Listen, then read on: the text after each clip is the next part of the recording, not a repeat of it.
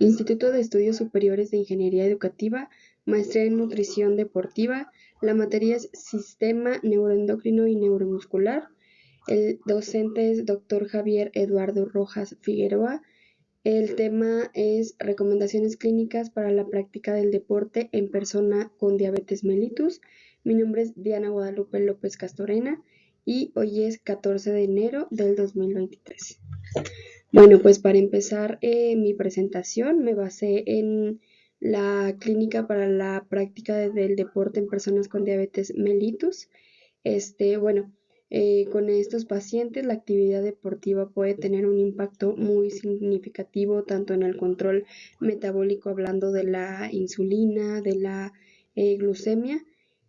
Ahora sí que se tiene que hacer un ajuste específico de su tratamiento y de su alimentación. Como lo mencioné, en el 2015 se elaboraron recomendaciones clínicas para la práctica del deporte en estos pacientes con esta enfermedad, tanto diabetes 1 como diabetes 2.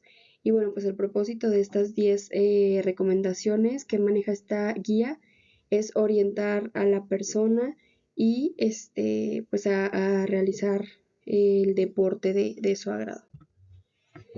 Y bueno, el punto número 1 es los efectos sobre el control glucémico de los diferentes tipos de ejercicio. Como se mencionó anteriormente, el ejercicio incrementa la captación de glucosa y mejora la sensibilidad a la insulina. Entonces, todo va a depender del tipo de ejercicio que realice la persona con diabetes, la intensidad del ejercicio, el volumen y la persistencia en el tiempo. Estos 4 factores van a influir a mediano o largo plazo en los beneficios, más que nada en el control glucémico de la persona. Y bueno, hablando específicamente de la diabetes tipo 2, tanto el ejercicio aeróbico de resistencia mejora la sensibilidad a la insulina, mayor a un 40%, y mejora los niveles de hemoglobina glucosilada entre 0.4 y 0.5%. Y bueno, estos beneficios se potencian con la combinación de ambos, así como por una mayor intensidad y regularidad en la práctica del ejercicio, es decir, que tanto la persona con diabetes realice la actividad física. Y bueno, pues estos factores influyen en la mejora de niveles. Un plan de entrenamiento basado en HIIT consiste en beneficios similares con una reducción significativa del tiempo invertido. Recordemos que ejercicios HIIT son de alta intensidad y un periodo corto de tiempo, entonces se sabe que este tipo de entrenamiento es beneficioso para pacientes con diabetes tipo 2. Hablando específicamente de pacientes con diabetes tipo 1, pues bueno, el efecto a corto plazo sobre la glucemia depende principalmente de los niveles de insulina y más que nada del tipo de ejercicio, como ya se había comentado, de la intensidad, del tiempo, de la regularidad con la que se haga el ejercicio.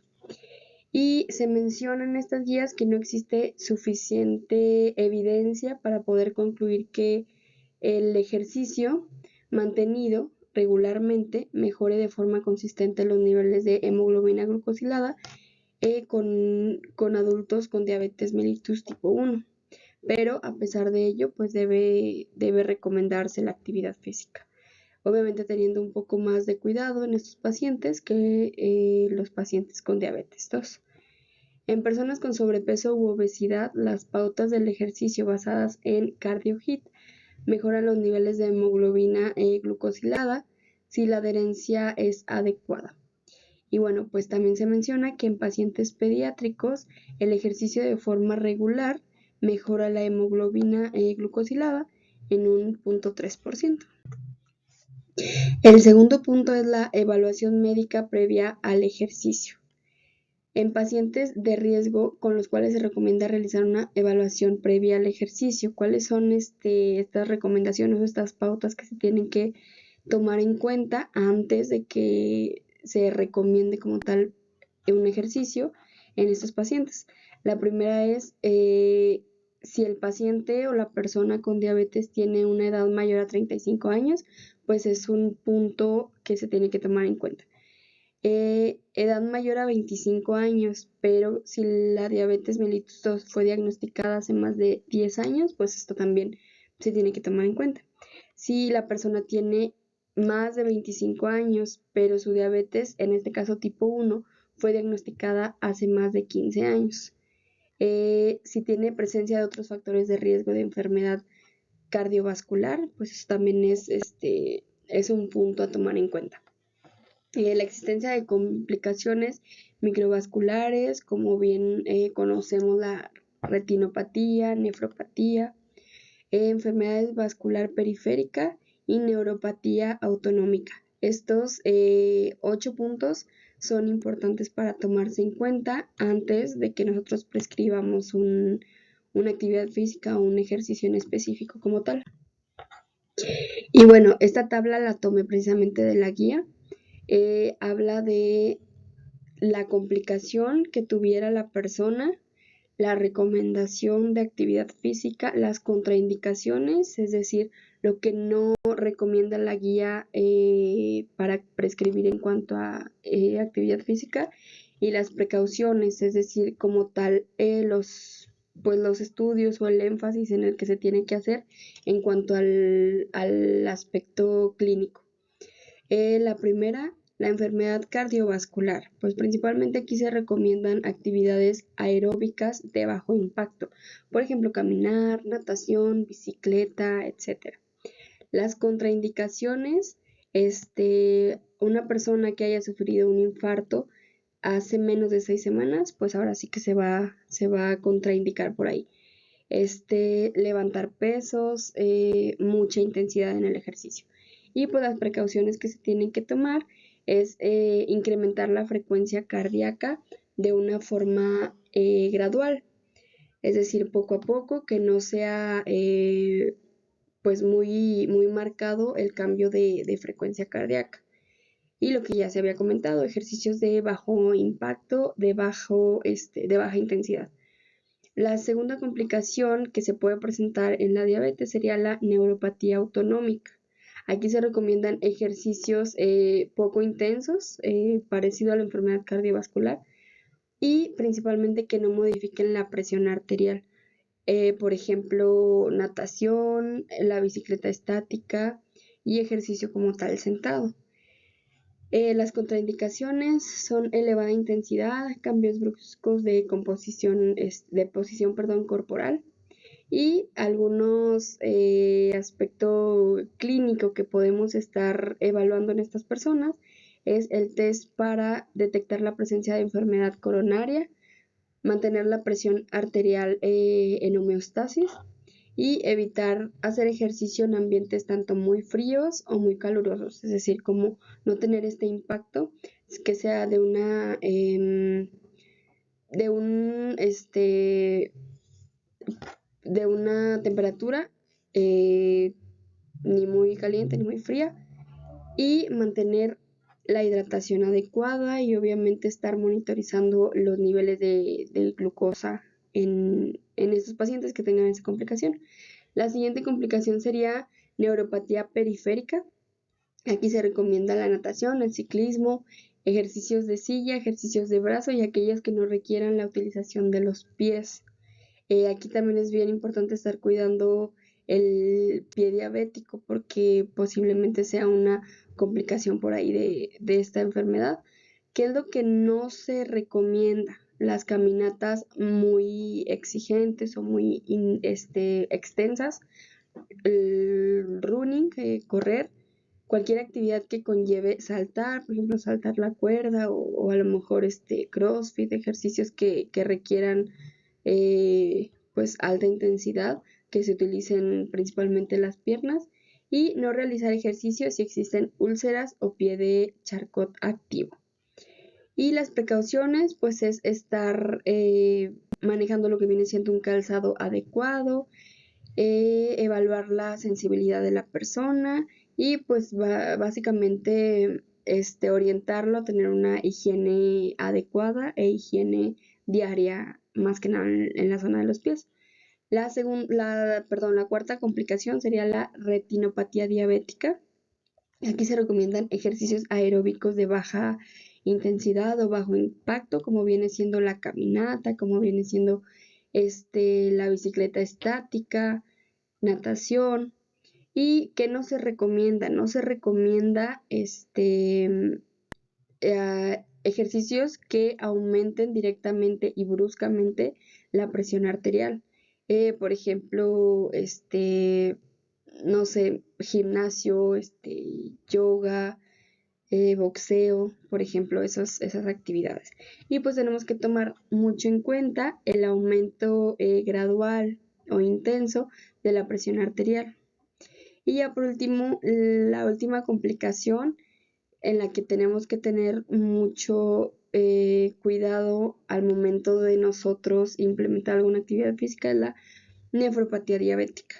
Aquí se recomienda en general actividades aeróbicas de baja intensidad y se debe igualmente que la anterior complicación evitar ejercicios que suban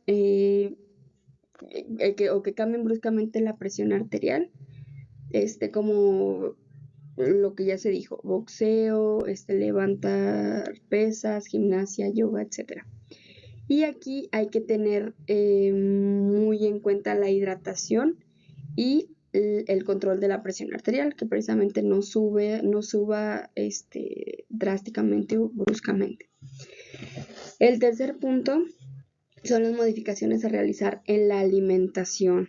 En general, la guía recomienda un rango de hidratos de carbono del 45 al 65%, de grasas del 20 al 35% y de proteínas del 10 al 35%. Esta tabla igualmente la tomé de la guía y menciona ahora sí que en aspectos menos generales, es decir, un poquito más particulares en cuanto a los macronutrientes.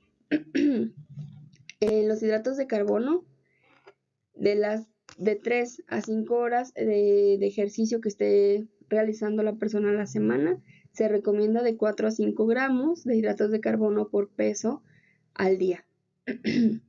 Y de 5 a 10 horas de ejercicio a la semana, se recomiendan de 5 a 7 gramos de hidratos de carbono por kilogramo al día. De 10 a 15, de 7 a 8 gramos de hidratos de carbono por cada kilo al día. Y pues en 15 horas o más se recomienda de 8 a 10 hidratos de carbono por los kilos al día. Pues realmente entre más horas realice la persona ejercicio a la semana, más van a ser los gramos de hidrato de carbono que vamos a estar manejando por su peso al día. Y pues ya, menciona que en ejercicios extremos o de competición, de competencia de élite, es necesario de 12 gramos por kilogramo al día. Y menciona que priorizar alimentos de bajo índice glucémico es muy importante para no conllevar la hiperglucemia.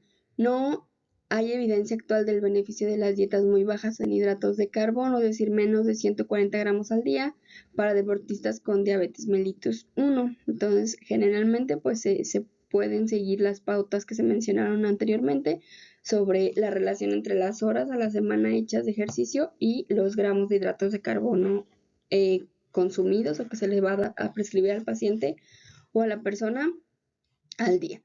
Hablando de las proteínas, viene un poquito más general, es decir, de 1.2 a 1.6 gramos por kilogramo al día. Hay que potencializar las proteínas de alto valor biológico sobre las de bajo valor biológico. Hay que brindar una mayor cantidad de proteína en deportes de fuerza y ejercicio aeróbico que sea de larga duración. Y bueno, pues las grasas varían entre un valor del 20 al 35% del volumen calórico total. Y pues menciona aquí que un valor menor al 20% no supone realmente beneficios. Y en cuanto hablando de micronutrientes, se aconseja asegurar el aporte de vitaminas del grupo B, ya que el déficit de vitamina B12 o cobalamina es frecuente cuando la persona está consumiendo el fármaco de metformina y pues es mejor suplementar como tal. También menciona que la hiperglucemia se asocia con un nivel de magnesio bajo y pues esto causa calambres musculares, etcétera. Entonces, pues hay que por ahí estar suplementando magnesio. Otro pues micronutriente esencial en el deportista es el hierro, el calcio y la vitamina D. Las dietas con deficiencias de estos micronutrientes pues pueden llevar a la elevación de la presión arterial y la pérdida de la homeostasis. Y bueno, menciona aquí otro punto importante que dice que existen datos preliminares sobre el potencial benéfico de la suplementación con vitamina C en la reducción de presión arterial y marcadores de oxidación y mejora de función diastólica de diabetes mellitus 2. Solo se debe suplementar si hay déficit en la dieta o bien se constatan los mismos. Entonces, pues realmente se tiene que tener específicamente atención en la suplementación en la vitamina C, en el hierro, el potasio, el magnesio, la vitamina D y la vitamina B como tal, el complejo B. En específico, la vitamina B12. Entonces, es importante en estos pacientes, en estas personas, estar suplementando o estar dando una cantidad adecuada de carne, que es donde principalmente encontramos la vitamina 12, B12. Y por otro lado, la hidratación en el deportista que padece diabetes es ahora sí que básica, porque estos pacientes, estas personas, tienen una mayor predisposición a deshidratarse durante el tiempo de entreno. Y lo que se recomienda más es agua natural. En ejercicios que superen una hora de duración, las bebidas isotónicas pueden prevenir la hipoglucemia. Entonces, pues por ahí es importante tener en cuenta que si el paciente va a estar realizando más de una hora de ejercicio, pues estar suplementando con estas bebidas. Se aconseja asegurar una ingesta hídrica de 1 litro por hora, aunque puede ser mayor según las circunstancias. Obviamente, si en el ambiente hay un poco más de calor o hay un poco más de frío o qué tan intenso sea el ejercicio, ahora sí que mínimo estar asegurando 1 litro por hora. El cuarto punto es la monitorización de glucosa en pacientes deportistas con diabetes. La monitorización continua de glucosa es una herramienta, aquí se divide en dos: monitorización continua de glucosa y monitorización flash de glucosa. Ambas son herramientas que permiten medir la glucosa dando una lectura a cada 5 minutos. Es un aparato que se pone subcutáneo, entonces nos está ayudando a monitorizar los niveles de glucosa. La monitorización de continua de glucosa es un aparato que se pone de manera subcutánea con un filamento flexible, como se puede ver en este lado. Se coloca y tiene una vida útil de aproximadamente de 6 a 14 días según el modelo, y envía esa transmisión a un dispositivo o un monitor para dar la lectura. Y la monitorización de glucosa flash es otro tipo de dispositivo que en lugar de ser, es menos invasivo, y nos da igual las lecturas de la glucosa cada 5 minutos, que esto pues son realmente aparatos muy, muy prácticos y que le sirven mucho a las personas que están realizando el deporte, porque así se puede monitorizar antes del ejercicio, sobre todo en el ejercicio y post ejercicio, así estar monitorizando la glucemia. Y por ejemplo, si por ahí hay picos de glucosa alta o incluso hipoglucemia, pues se puede estar controlando y que el paciente vaya en niveles de glucosa adecuados mientras hace su ejercicio, antes de hacer el ejercicio y después de hacer el ejercicio. El punto número 5 son la estrategia terapéutica insulínica. Esto depende de la intensidad del ejercicio, de la duración o el tiempo de ejercicio y del tipo de ejercicio. Deben ser predeterminados y deben de ser conocidos para considerar los ajustes que se debe realizar a las dosis de insulina. Y también un aspecto importante que menciona la guía es el uso de glucagón para la prevención de hipoglucemia por el ejercicio, que esto también es un punto muy importante que no muchos lo tienen en cuenta. Y la guía menciona, hablando igual del glucagón, que se probó una minidosis, es decir, de 150 microgramos administrado por vía subcutánea antes de realizar el ejercicio. Y se comprobó que puede ser más eficaz que la reducción de insulina para prevenir la hipoglucemia en el ejercicio moderado de 45 minutos aproximadamente. Y otro estudio utilizó 200 microgramos y se vio que mejora la estabilidad de la glucosa durante 45 minutos, específicamente en el deporte de ciclismo. Pero se necesitan más estudios que comprueben la efectividad del glucagón en varios deportes. Y las recomendaciones para la administración por separado de insulina basal. En el ejercicio aeróbico se recomienda reducir la insulina basal intermedia previa al 20%. Es decir, para que se esté manejando una glucemia de 126 a 160 miligramos pues en sangre. Y en ejercicio anaeróbico se recomienda reducir del 20 a 30% de este fármaco de la insulina basal intermedia después del ejercicio. Entonces va a depender mucho si el ejercicio es aeróbico o el ejercicio es anaeróbico para como tal, reducir el porcentaje de insulina en el paciente. El 6 va muy relacionado con el anterior, que es ajuste de fármacos no insulínicos o los secretagogos. Menciona que la hipoglucemia es la complicación metabólica más frecuente en estas personas que realizan actividad física. Y hay también riesgo de hipoglucemia con fármacos antidiabéticos, ya que está muy relacionado con su mecanismo de acción. Hay fármacos que aumentan la secreción endógena de insulina, que precisamente son estos secretagogos, y son a los que se asocia obviamente, pues mayor riesgo de hipoglucemia en estos pacientes.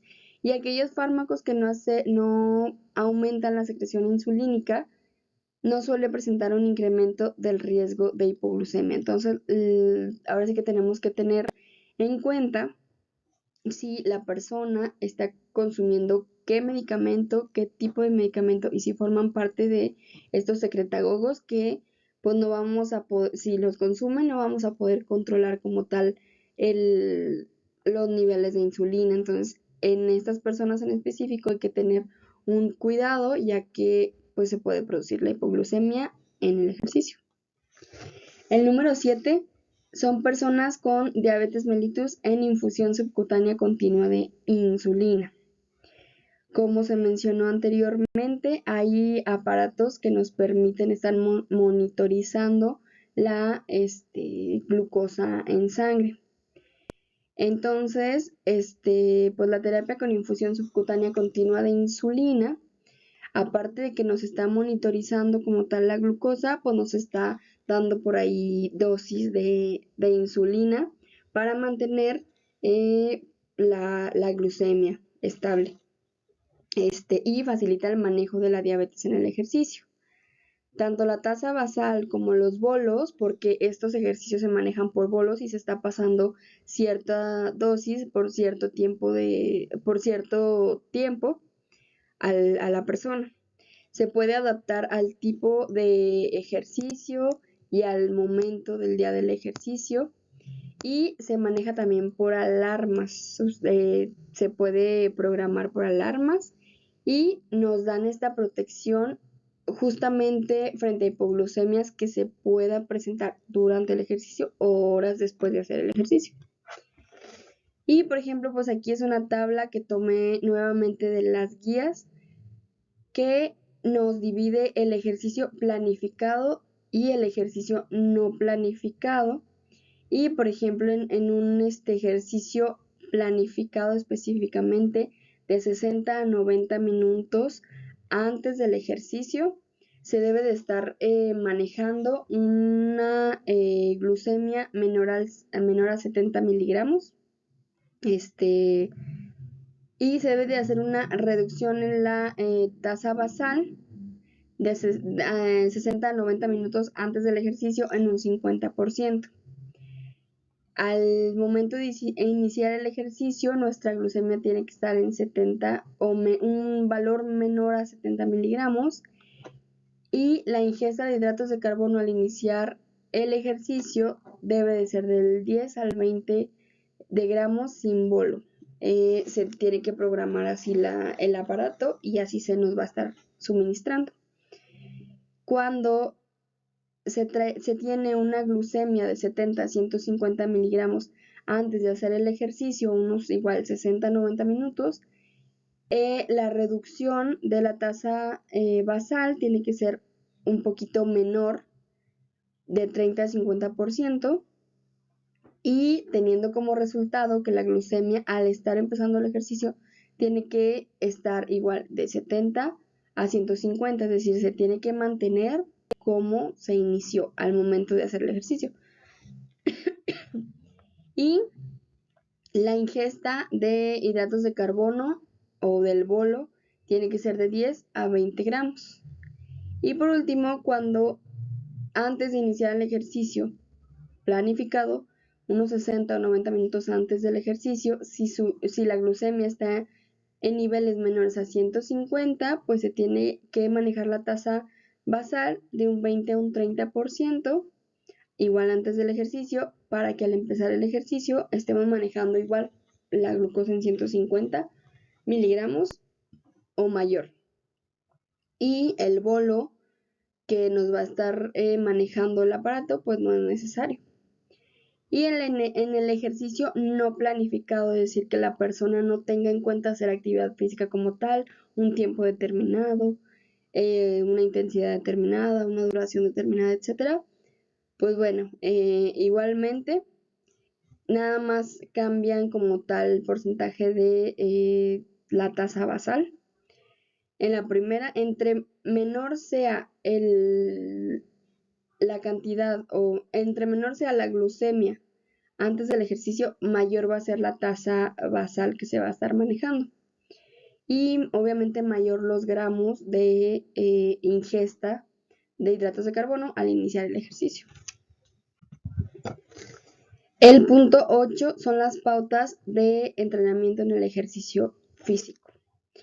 Bueno, pues el entrenamiento del ejercicio físico en la persona con diabetes mellitus, ya sea tipo 1 o tipo 2, debe de ir de la mano con la incorporación e incrementación de la aptitud física, y por otro lado el entrenamiento apoya en una educación diabetológica estructurada para minimizar el riesgo de disglucemia.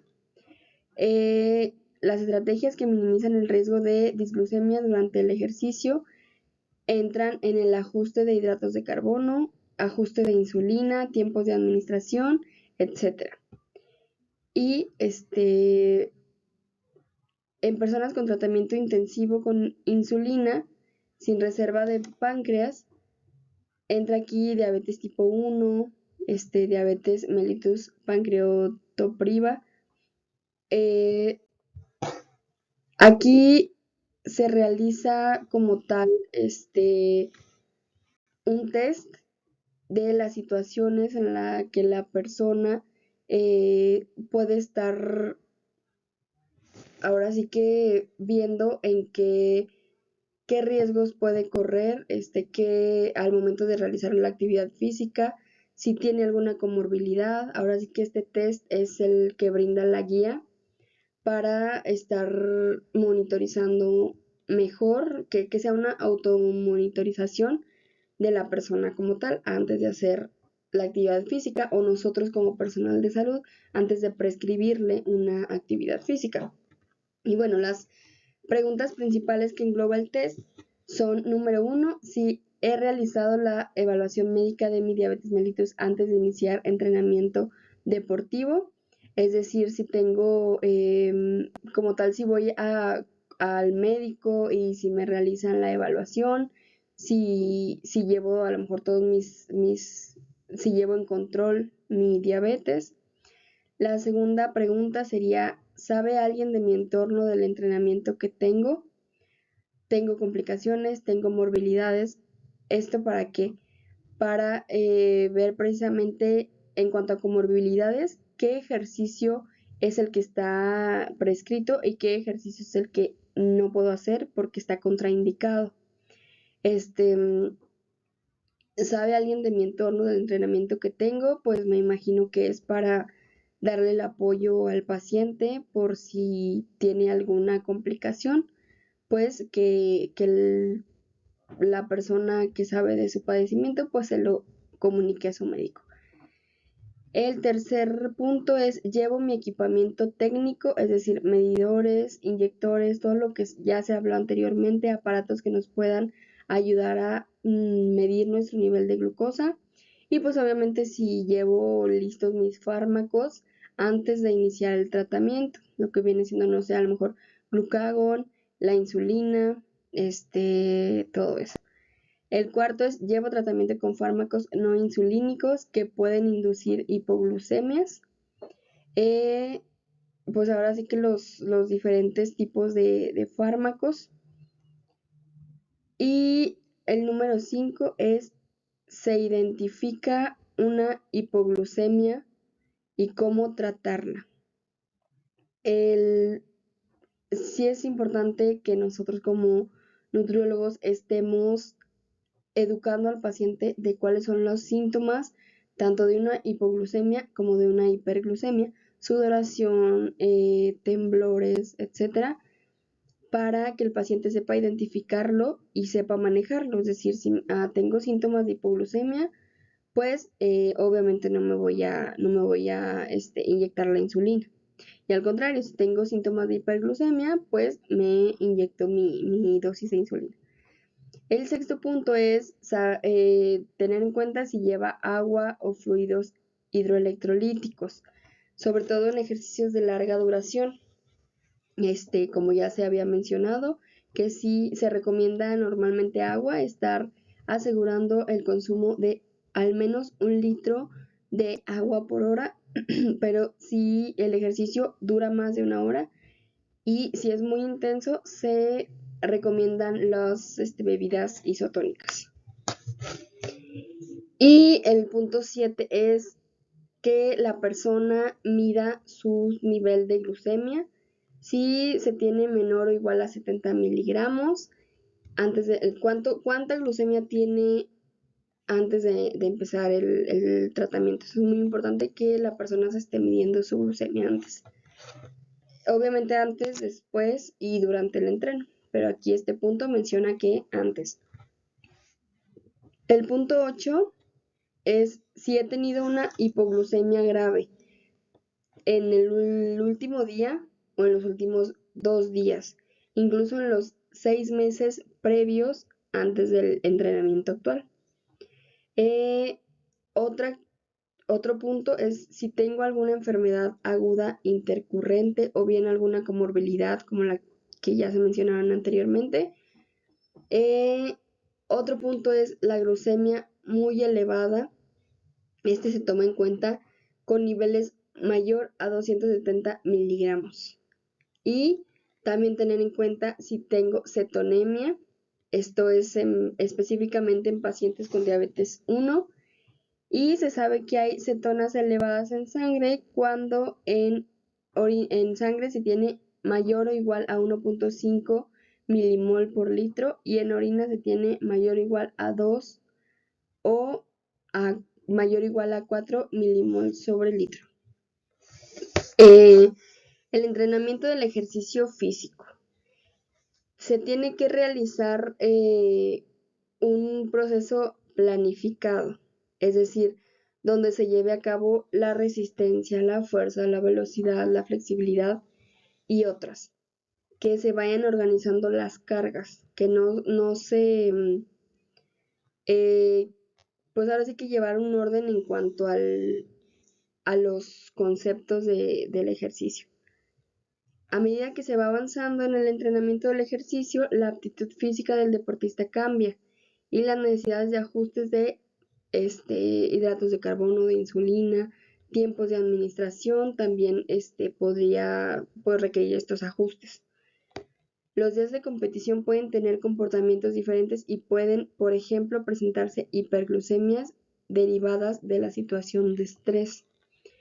Obviamente cuando sea progresivo y cuando ya aumenten las cargas, cuando se vaya dando esta capacidad de adaptación de la persona con diabetes en el ejercicio, pues puede ser que se presenten estas hiperglucemias. Una recomendación o recomendaciones antes de realizar el ejercicio, durante y después del entrenamiento. Pues bueno, como una persona sin diabetes, cada sesión de entrenamiento se divide en 3 fases y pues bueno, en pacientes con diabetes que realicen ejercicio físico no es la excepción. La primera fase es el calentamiento, la segunda fase es las cargas de trabajo como tal en el entrenamiento y la tercera es vuelta a la calma y los estiramientos. Pues bueno, las recomendaciones que se toman en cuenta en el calentamiento, la primera es revisar las situaciones de no hacer ejercicio. La segunda es revisar si hay un tratamiento con insulina o secretagogos, como ya lo habíamos mencionado, ver los antecedentes de la persona, qué fármacos utiliza, etc. Revisar si hay comorbilidades que contraindiquen algún tipo de ejercicio, lo mismo que ya se había comentado. Medir glucemia de partida y cantidad de insulina circulante, es bien importante eso y hace mucha mención en la guía. Tomar la glucemia antes del ejercicio para así llevar un control y saber desde qué punto de origen se partió. Y revisar la duración e intensidad del entrenamiento como tal. En las recomendaciones, tanto hablando específicamente ya como tal en el entreno, en las cargas progresivas de trabajo, la primera es verificar durante el entrenamiento la intensidad y tipo de ejercicio. La segunda es monitorizar la glucemia de forma periódica. Se recomienda cada 20 o cada 30 minutos si la intensidad del ejercicio es de moderada o alta. Y cuando es baja, se recomienda estar monitorizando la glucemia cada hora. Y el número 3 es iniciar el entrenamiento en sesiones de baja intensidad y tiempo corto. Se sube la frecuencia del entrenamiento, luego el tiempo y el volumen y por último la intensidad, es decir, ir subiendo de poco a poco. Y en cuanto a los estiramientos, cuando ya se acaba el entreno, la primera es tomar en cuenta la cantidad de hidratos de carbono que se consumirá, así como las dosis de insulina que se prescribieron después del ejercicio. Se debe también estar midiendo la glucemia que se maneja después del entrenamiento. Y pues obviamente recalcular nuevamente las necesidades tanto de hidratos de carbono como de insulina. La progresión del entrenamiento debe ser paulatina, como ya se mencionó, para disminuir el riesgo de lesiones y disminuir el riesgo de hipoglucemia. El ritmo de progresión como tal del entreno tiene que ser lento. Si la persona tiene nula condición o muy poca condición, más lento tiene que ser como la progresión del ejercicio. A más edad tenga la persona, más lenta tiene que ser la progresión, ya que conlleva mayor fragilidad, mayor duración con la diabetes mellitus, posiblemente tenga presencia de complicaciones por el tiempo del que lleva ya padeciendo esta enfermedad, mayor tiempo en el tratamiento farmacológico, etc. Y como norma en general, se comienza con intensidad baja y tiempos cortos aumentando primero la frecuencia, es decir, el número de sesiones por semana o el número de días que se realiza el ejercicio por semana. Luego el volumen del ejercicio y por último el tiempo de cada sesión y su intensidad. Es decir, entre más pase el tiempo, pues más intensidad. Entre más lleve la persona realizando el ejercicio, pues más intensidad poco a poco se va a poder manejar. La intensidad y progresión en ejercicio aeróbico y ejercicio anaeróbico. Hablando en el ejercicio aeróbico, se debe iniciar con ejercicios cortos y de baja intensidad, es decir, una intensidad que esté manejando un porcentaje menor del 40 al 50% de la frecuencia cardíaca. Se debe respetar el ciclo de entrenamiento de cada sesión, es decir, lo que se habló, el calentamiento, el entreno como tal y el estiramiento, es decir, no desfasarse de ninguna de estas tres fases. Y las normas de progresión, es decir, primero la frecuencia, después el tiempo y después la intensidad. El objetivo final de entrenamiento es el mismo que indica la OMS para la población general sana, es decir, los 150 minutos a la semana de una actividad física de moderada a intensa, es decir, un porcentaje de frecuencia cardíaca mayor al 50 o del 50 al 70%. 3 días a la semana, sin que haya más de 2 días seguidos sin hacer actividad física. Y los ejercicios de duración más corta, mínimo de 75 minutos por semana e intensidad vigorosa, o el entrenamiento de intervalos de alta intensidad, lo que bien conocemos como HIIT, pueden ser suficientes para individuos jóvenes o en buena forma física. Aquí pues entra a jugar un papel importante que es la edad.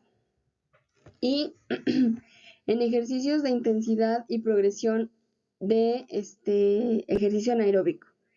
En primera se deben coordinar los ciclos de inspiración, expiración, es muy importante eso, y realizar un control importante y correcto de la presión arterial de la persona. El entrenamiento debe progresar despacio, aumentar primero la carga de los pesos y luego el número de repeticiones. Se debe entrenar para un objetivo final mínimo de 2 sesiones por semana, preferiblemente 3 en días no consecutivos, es decir, intercalando ejercicios aeróbicos con descansos y nuevamente ejercicios anaeróbicos o de fuerza. El punto número 9 que menciona la guía son peculiaridades de deportes en concreto. Menciona que el buceo, a partir de una cifra mayor a 180 miligramos de glucemia, tiene que ser ante cualquier dato sospechoso de hipoglucemias, avisar al compañero o de plano abortar la misión, mantener inmersión dentro de márgenes de seguridad recomendados en sujetos con diabetes mellitus, compañero informado y adiestrado de manejo de hipoglucemia. Pues más que nada estos son los deportes menos comunes y con una alta o una mayor intensidad que los deportes comunes. En el caso de buceo, lo que aquí mencionan es que se tiene que tener en cuenta una cifra mayor a 180 miligramos de glucemia, pues se tiene que tener una pauta importante y se tiene que tomar en cuenta.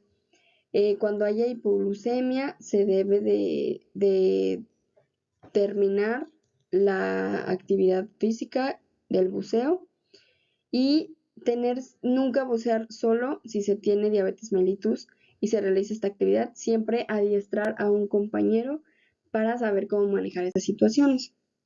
En el caso del deporte del alpinismo, no se recomienda disminuir la dosis de fármacos, se debe de mantener una elevada hidratación, se debe de proteger frente al frío, sobre todo en los pies, más que nada si se tiene esta pérdida de sensibilidad, que es una de las comorbilidades de esta enfermedad. Y se tiene que estar revisando frecuentemente, pues, los pies. Evitar congelación de insulina y glucagón, es decir, llevar el equipo necesario para que no pase esto. Y como tal en los fondistas, una reducción preventiva de la dosis de hipoglucemiantes. Hay que estar manejando por ahí estos fármacos de manera adecuada para que no vaya a traer una hipoglucemia. Se tiene que tener una adecuada hidratación, se tiene que realizar por ahí suplementos de lo que ya habíamos mencionado, magnesio, hierro, vitamina B12, vitamina C, vitamina D, y estar haciendo autoanálisis de horarios de glucemia y prevenir como tal golpes de calor. Esto pues viene de la mano con una adecuada hidratación. En el deporte del navegante es desaconsejable la navegación en solitario, igual que el buceo, y se tiene que realizar la suplementación y los autoanálisis por hora, es decir, estar midiendo la glucemia por hora. En el nadador o en la natación, a partir de que la persona maneje una glucemia de 180 miligramos, si se tiene la sospecha de una hipoglucemia, se debe de interrumpir el ejercicio en ese momento y tomar los suplementos. También aquí se recomienda llevar geles de hidratos de carbono en el bañador y salir del agua como tal. Es decir, cuando haya una hipoglucemia, parar el ejercicio. Y ya por último, el punto número 10 menciona aquí a una población en específico, que son los adolescentes y el ejercicio. Los adolescentes específicamente que tienen diabetes tipo 1, que pues es la tipo de diabetes que más se da en este sector de la población. Pues obviamente el ejercicio físico mejora el control glucémico, el control lipídico, ayuda a la actitud física, a reducir la dosis total de insulina que se le esté aplicando a la persona o al adolescente. El segundo punto menciona que el soporte familiar es la clave para mantener un estilo de vida activo y tanto los jóvenes como sus padres deberán participar activamente con el equipo sanitario. Es decir, que los padres, la familia, esté apoyando al joven, que lo esté acompañando a sus actividades físicas y no dejar que caiga en sedentarismo. Y también estar controlando, ayudándole a controlar o ayudándole a entender o a conocer cómo es que se debe llevar el control para no caer en hipoglucemia mientras hace el ejercicio. Es recomendable establecer alertas de hipoglucemia o hiperglucemia, lo que ya había mencionado. Se debe de manejar una glucemia entre 100 y 180 y estar constantemente monitorizándose con aplicaciones móviles, dispositivos móviles, como anteriormente se mencionó. Y pues esto obviamente va a ayudar a menorar el estrés o preocupación de los padres. La suplementación con hidratos de carbono se deberá realizar de forma individualizada y obviamente ajustada al peso corporal del paciente. Aquí también menciona diferentes etapas de preparación previa al ejercicio, en el ejercicio y después del ejercicio. Hablando de la preparación previa al ejercicio, el objetivo de rango de glucosa debe de estar de 126 a 180 antes de realizar el ejercicio como tal. Entre 162 y 216 si se tiene un alto riesgo de hipoglucemia y o si es un ejercicio intenso. Estos objetivos se pueden conseguir con reducción del bolo de insulina preprandial. Reducción ¿cuánto en porcentaje? De un 25 a un 75 y depende mucho de la duración y la intensidad del ejercicio. Por otro lado, si la glucemia del sensor es menor de esos objetivos, se recomienda un aporte de 10 a 15 gramos de glucosa como tal en bolo. El ejercicio se podrá iniciar cuando alcance 90 miligramos o bien que ronde entre los 126 y 180 miligramos en niños o adolescentes con alto riesgo de hipoglucemia. Es decir, si se tiene sospecha o si se tiene ya identificado que el adolescente padece hipoglucemia o tiende a padecer hipoglucemias, se tiene que esperar a realizar el ejercicio cuando ande la glucemia entre 126 a 180. Y por último, cuando la glucemia es mayor a 270 miligramos, se deberá administrar una dosis correctora de insulina. Aquí juega un papel importante las alertas de hipoglucemia en la monitorización, ya que se recomienda estar monitorizando de 100 a 180 miligramos. Ya cuando se realiza o cuando se está en la etapa de la realización de cargas o del ejercicio como tal, el objetivo del rango del sensor durante el ejercicio es de 80 a 180, pero preferiblemente de 126 a 180. Si la glucosa que marca el sensor es mayor a 270, se recomienda pues ver qué es lo que está causando esta hiperglucemia y usar insulina corregidora en un 50% de la dosis habitual.